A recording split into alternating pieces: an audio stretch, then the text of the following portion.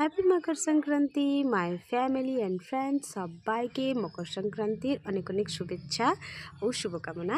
তো বন্ধুরা, সবাই কেমন আছো বলো? ভালো আছো আশা করি, আর আমিও ভালো আছি। তো দেখো, এখানে মকর সংক্রান্তির আগের দিনে আমাদের এইভাবে পিঠে তৈরি করা হয়। তো আমি এখানে বসে গেছি গুড়ি নিয়ে, আর সঙ্গে রয়েছে নারকেলের পুর, সাদা নারকেল পুর, চাছি, তিল আর বাঁধাকপির তরকারি। বাঁধাকপির তরকারি আমার সব দিনই ভালো লাগে।